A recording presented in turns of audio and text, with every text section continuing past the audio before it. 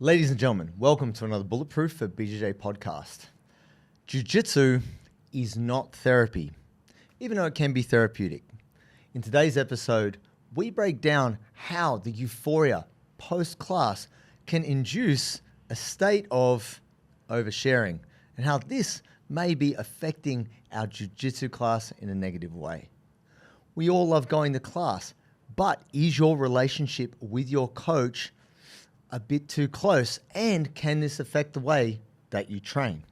And number three, how is the structure of society putting pressure on our personal relationships and having us putting too much pressure on our BJJ coaches?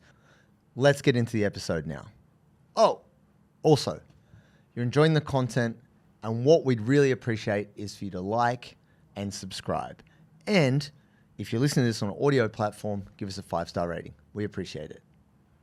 Jiu-Jitsu is not therapy.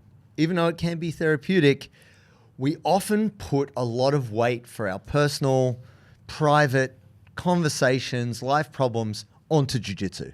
It's like your best friend. You found it, it's amazing. Jiu-Jitsu does so many things for you, but because it might be your only significant relationship to people outside of your job, you put too much pressure on it. And I think it's creating problems because I'm seeing it's talked about a lot by instructors, people who do jiu-jitsu, like people just being like, hey man, don't bring all your lifetime of emotional baggage to the mat because it's not going to solve things. Does this come from your time coaching? Did you get a lot of this? I don't mind. No. It's more, I think it's more. There's I'll give you advice on any shit. You want to tell me how to live it? You want me to tell you how to live your life? Sit down, my friend. I got all the time you need. How much time you got? No, I think it's more, it's like, I think it's anything that you find that you really love, whether it's like a great restaurant or a really great service. When you use it a lot, you come to expect more. Like you have way more emotional buy-in. And I think that for a lot of people, Jiu-Jitsu becomes a place where they feel they belong. Like if you find the right club, the right school, the right instructor, you're like, I feel like I'm fucking home. This is my safe place, even though it's kind of risky business. You know, you're like, I can be weird here. There's weirdos here. It's fine. I fit in. You know, I can say something that might be controversial at work, but here, Jiu-Jitsu folks are savage. And I think that this leads to a lot of like oversharing and people saying shit they probably shouldn't. And I think if it's not, if the boundaries are not well stated by the coach, you get some pretty epic sideways behavior socially at Jiu-Jitsu. Have you seen stuff like this? Yeah. I actually saw a funny, I might have mentioned this on the show before. I saw it was a somewhat funny Instagram clip. Sure. It started off real good though, of a guy being like, he's all sweaty and he's like rushing along the street and he's like, just had my first jiu-jitsu class, wasn't sure if I was in the right place. 5 minutes into the class though, found out that the head instructor just lost a shitload of money on Bitcoin or like f***ed up all his money on crypto, divorced his wife recently, but it's okay because he's having an affair with one of the blue belts and blah, blah. And he's like, and then I knew I was in the right place. Bit of dark humor there directed towards the coaches. But yeah, I mean, as a coach, like when I used to coach more, it was, I mean, now I just understand it's part of the gig, but it surprised me in the beginning how much people treat you like some sort of authority, some sort of counselor.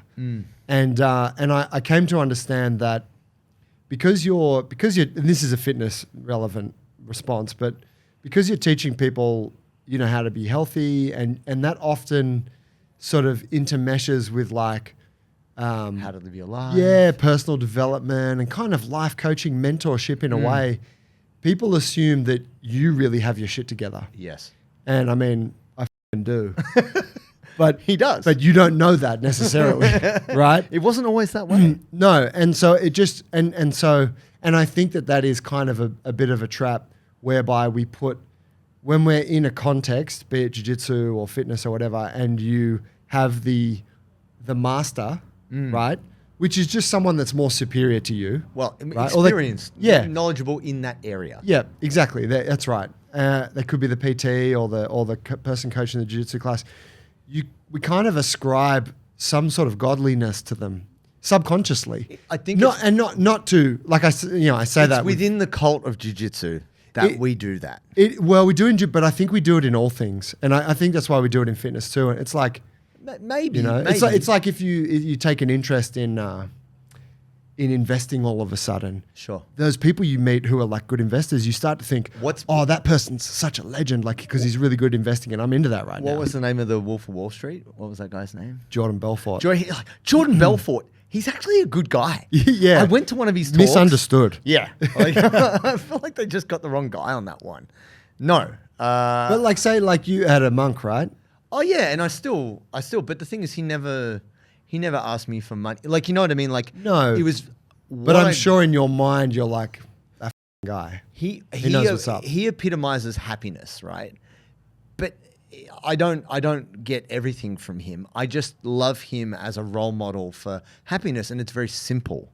Like, what he brings is he's not telling you how to live your life. He gives like some tools, and he's like, and this is what I do.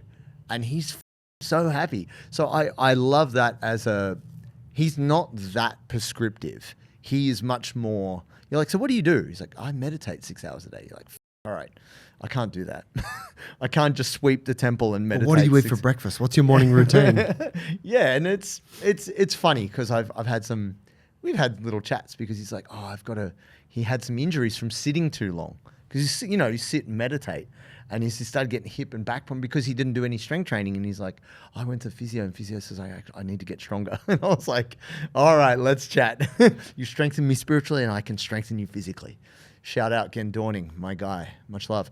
No, the reason why I wanted to bring up this topic is I think we do put a lot of pressure on coaches. We expect the coaches not only great at jiu-jitsu, but they have all the lifestyle answers to a great lifestyle. Their finances must be great. There's all these things. So it's not just... Crypto, I'm in. Let's go. Yeah. You've got your own coin. Wait, this academy manages its own portfolio? Let me invest.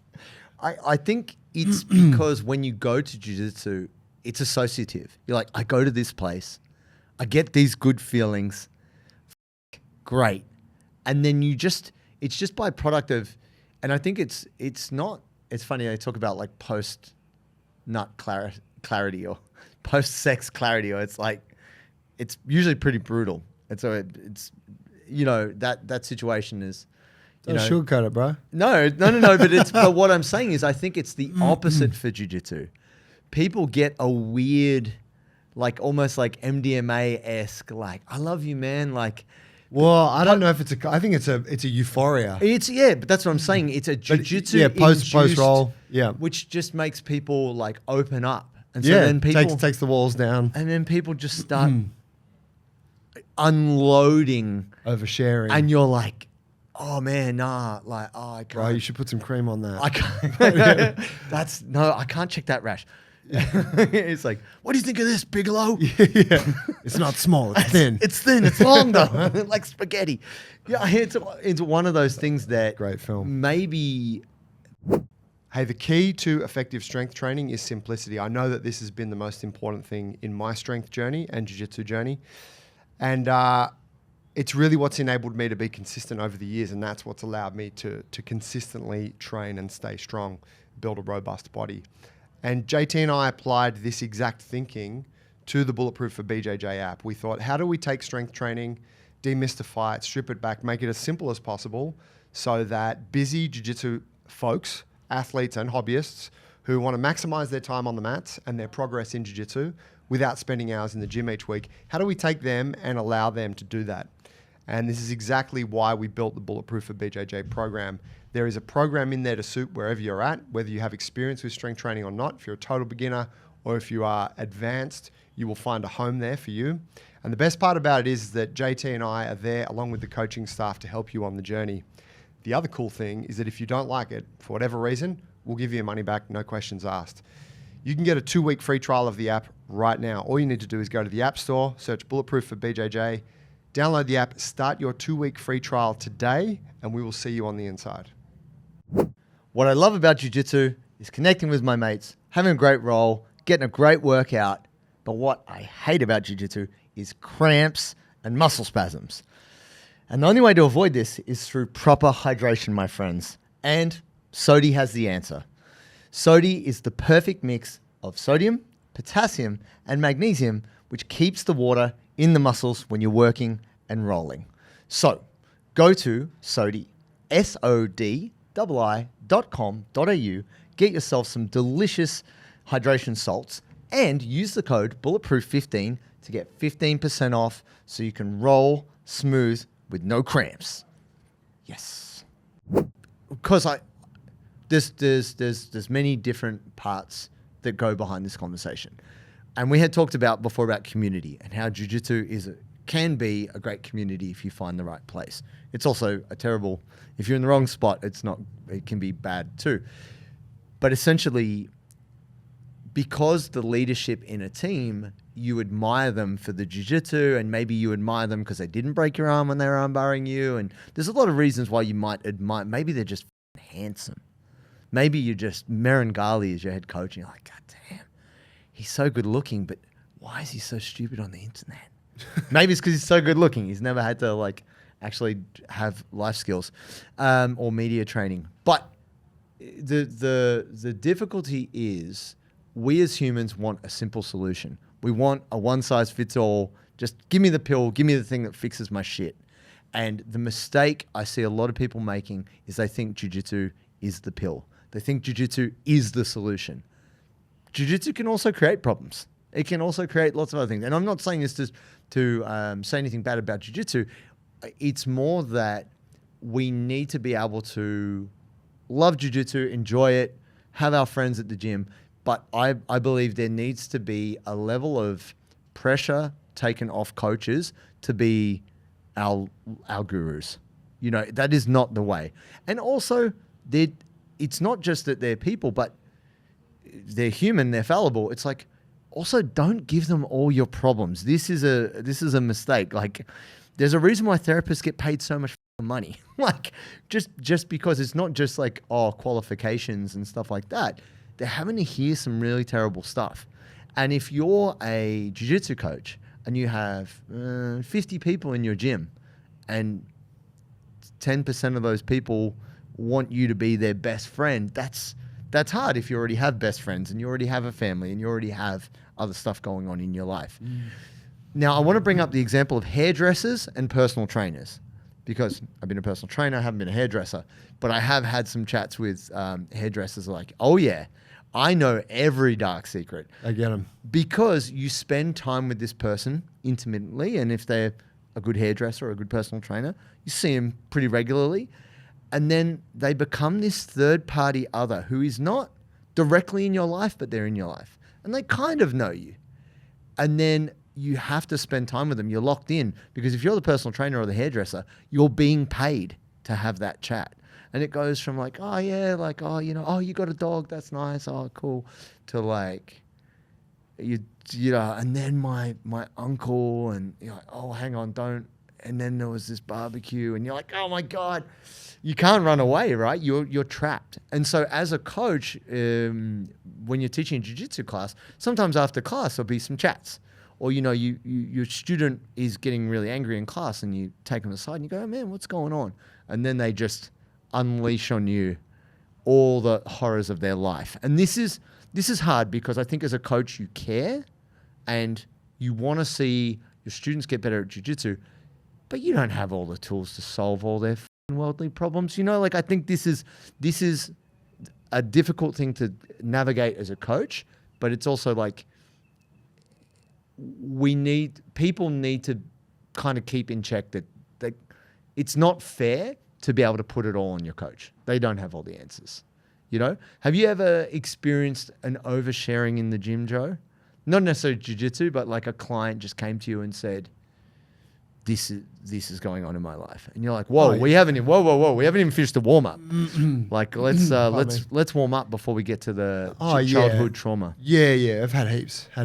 This is kind of, but I don't, you know, like here in this gym, you know, the way that we've always treated things is that that's just part of the process. Sure. And so we're open to that.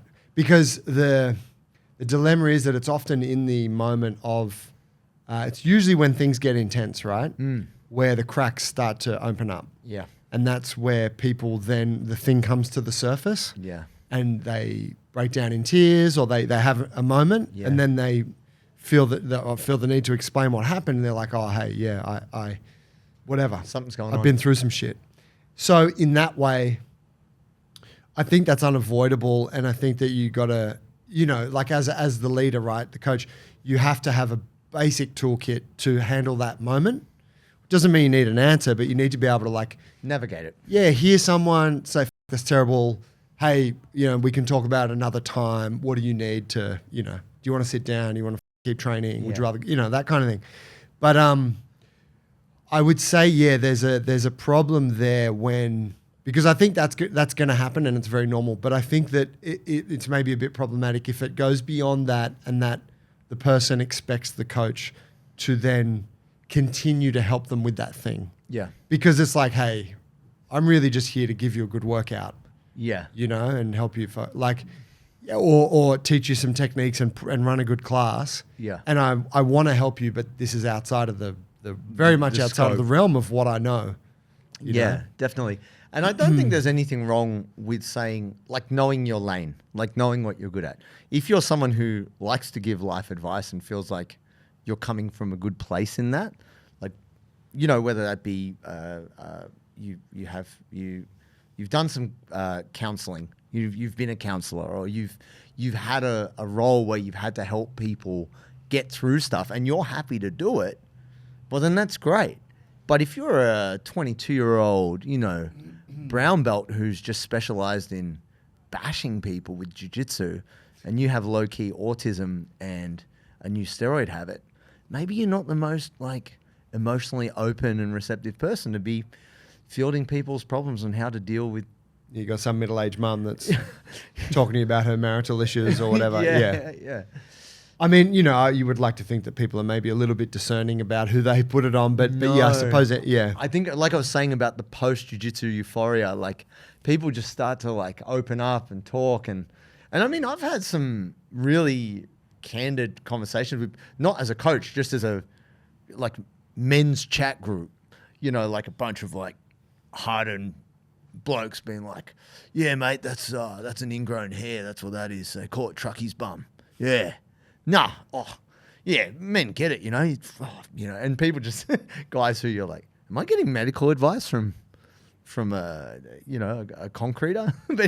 but it's because there is a huge value in the community sharing, because this is the power of the network within human society. People with more experience help those with lesser experience, and we all kind of collectively get better, we hope.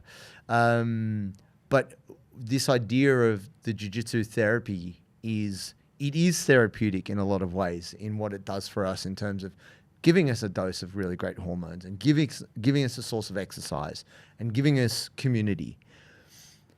But in terms of dealing with all the stuff that goes on in life, I think we expect too much of the thing because we don't necessarily have it in other parts of our life. Like comedian, he's South African. He was hosting the late night show. His name escapes me, it'll come to me. He was saying that one of the problems with modern romances or romantic relationships is because people don't have a network of friends like they used to, or they don't necessarily have numerous people they can bounce their problems off. They put too much pressure on their direct other. Yeah. Male or female. Yeah. And that's not how relationships used to work. Yeah. And there's lots of comedy and silliness around this. Memes about like your wife talking to you like you're their best friend, and you're like, I don't remember any of this information, but oh yeah. Oh my God. This is a best girlfriend chat. This is not a wife husband chat. But you're trying to be there for him. You do what you can, not being insincere. But I believe this is true of jiu-jitsu as well, because we don't necessarily have another community, even though we have friends at work, or maybe we daycare, you might know some of the other parents, right? This is a new friend group, or your kid goes to school with them and you know them through that. But because jiu-jitsu brings a certain level of connection, we're like, right, I found my significant other, community, coach, my answer to everything. It's all here. And therefore then we're like, right, time for me to unpack. My whole family died in a car accident when I was a child. You're like, oh my God. No, this is hard. And it's not, I'm not saying this to criticize anyone, but this is an occurrence within jiu-jitsu. And it has been brought up more recently because I think there's more young coaches now. You've got more early 20s people running their own academies, and they're like, I don't have the tools for this shit. I'm just trying to get my vape on. That's why I'm standing outside the academy. I don't want to talk to you. You know what I mean? Like I think we've got more younger people with less life experience being awesome at jiu-jitsu and having maybe older people expecting them to have more answers. I think this isn't the only thing, but this is part of it. Yeah. And so in terms of, because this is where, you know, it's kind of cliche, but like celebrities, different people on the internet talk about doing the work, allowing themselves to be sad or dealing with loss or addiction and all these things.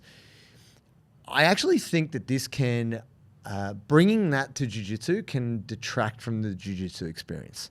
This is where I feel we think that something is the answer, and by bringing this to bringing our problems to jiu-jitsu, it'll solve all my problems. But actually, it can make jiu-jitsu maybe not as much fun, and then maybe that's it. It not taints, but it can.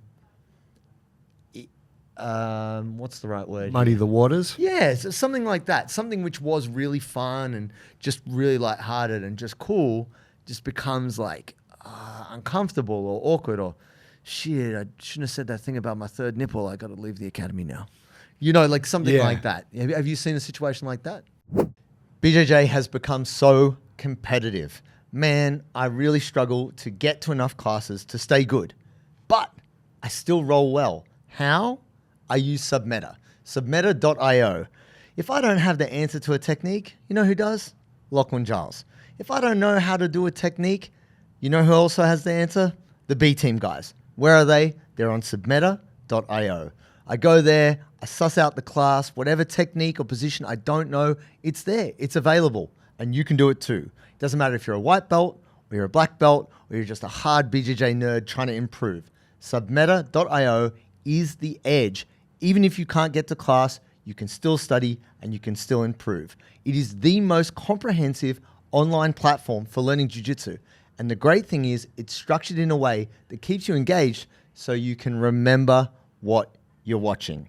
Go to submeta.io and use the code Bulletproof16 to get $16 off your first month. And this is a limited offer for first-time subscribers. Yeah, I mean, I guess, you know, I've spoken to plenty of people who have encountered a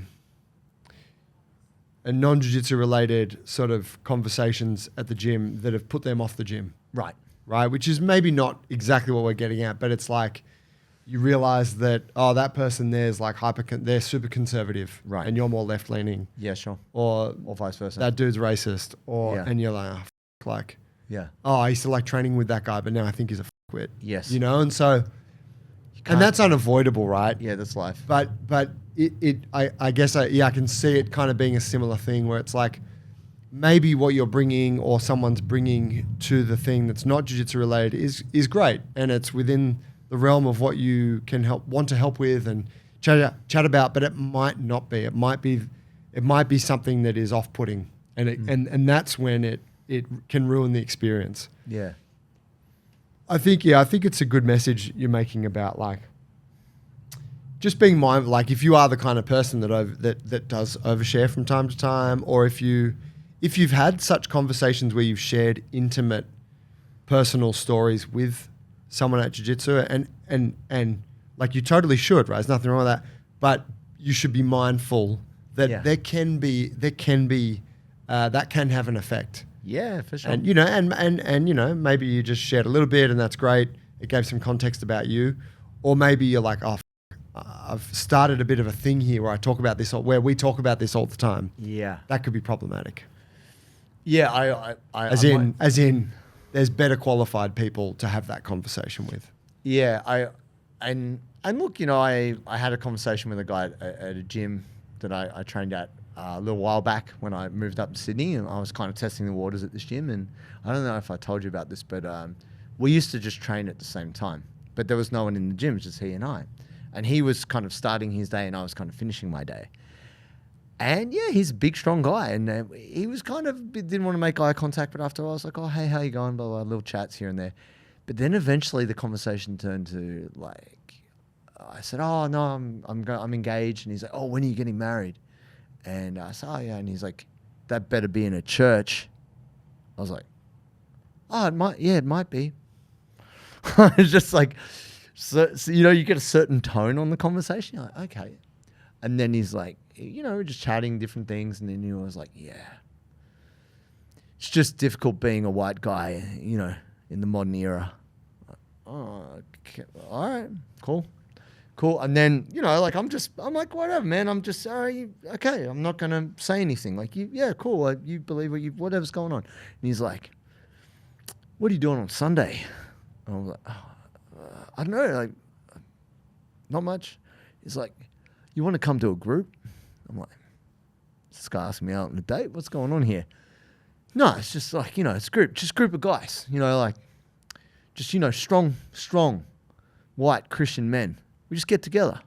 You know, it's uncool to have faith these days, you know, you might like it. And I was like, yeah, man, let me check with my significant other. I'll get Significant other. let me get back to you on that. I don't want to say. Didn't want to let him know you're in a homosexual relationship, of course. My partner. Yeah. My boyfriend would love to come along. Let me call Joey. No, it was like one of those things. I was just like, all right, cool, man. But then I always stay friendly. If I ever see this guy, I don't see me. I'm not at that gym. You figure it's some kind of neo-Nazi type thing. Bro, I get the vibe. Yeah. I just get the vibe. And look, I just was like, I can't. And so I started training at a different time, so I didn't keep bumping into him. And then eventually I changed gyms. But I was like, no way, dude, I can't. Wow. Yeah. I've never encountered someone like that in... I mean, I don't think I've ever... It just depends. But yeah. What, hanging out at gun clubs in Western Sydney? No. Joe, in St. Mary's of all places? No. No. Out in the West, in the wilds? Well, I mean, I don't really talk to many people out there, you know? You're out there with your gun. You're like, what are you doing on my... No, I think it's wild, though. Oh, dude, it was just one of those things that he was well-meaning. He was trying to... Yeah. He felt He was like... doing this thing that he thought was really great and he wanted you to come. Yeah, but I think this is the difficulty is that what is good for you isn't necessarily good for me, and that's not a problem, provided that this doesn't result in me disturbing your life or you disturbing my life. When we come together for jiu-jitsu, we're sharing jiu-jitsu. And I've always made it the policy that I don't want people to really talk about religion or politics at jiu-jitsu. Like, it's about the thing we're doing, you know? And that doesn't mean that you're not entitled to believe what you believe and do what you do. You totally should be. But I feel like it's not, I don't feel that the jiu-jitsu class is the forum for that. You know, outside of class, you talk about whatever you want. But it's like, we're here to just try and get better at this thing, just to try and keep it as neutral as possible. Yeah. Because jiu-jitsu can be political without bringing in those larger life aspects, right? Yeah, well, I mean, I would think that if... Oh, you're a guard puller? If people were capable Like, of holding a proper conversation about that shit. If you say to someone, like, if someone's like real staunch on like top game, takedown, smash pass, you know, and then you go, oh no, I pull guard. that's people just say, oh, you're a guard puller, are you? Oh, what's your boyfriend think about that? You know, shit like that. You're like, bro, what? Like, can we look at the most effective submission rate from people in the history of the game? Mendez brothers, Craig Jones, Logan Charles, like any number of really great jiu-jitsu folks who didn't stand up and bang, who just did jiu-jitsu, but they pulled guard. It is a thing, folks. We got to accept it's a very effective way to win jiu-jitsu matches, gi or no gi. Yeah. Like, you know, so I think it's funny that within jiu-jitsu, there's already like stigmas and social nuance. You know, it's kind of, oh, you like Birimbolos, do you? One of those guys. Oh, you're a 10th planet guy. Oh, like, it's crazy that we create divisions within this silly thing that is still evolving and changing. And, you know, like I love jiu-jitsu for what it does to create unity. And it is a natural human thing to want to create division because it's like us versus them and we're better than them or this is better than that. And it's like, it's all very contextual. And depending on where you are, your context will change. And then the tools you need to succeed in your new context will probably change again. Yeah. And then you just got to evolve and that continues. But the hardest thing I have found with folks because it does attract plenty of weirdos. Like jiu-jitsu has lots of Martial arts has an appeal to it does some on the fringes. Yeah, and jiu-jitsu specifically. I think jiu-jitsu more than a lot of other fighting arts, so to speak. But that said, I would say very few of them are doing therapy. Like very few of them have gone to speak to a psychologist. And that is abundantly clear when you have certain conversations with people post-open mat or whatever it might be.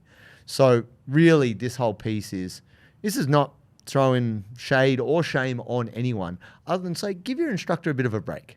They are not a well, maybe they are a psychologist, but maybe you need to book them out of hours and pay a lot more money to have that conversation.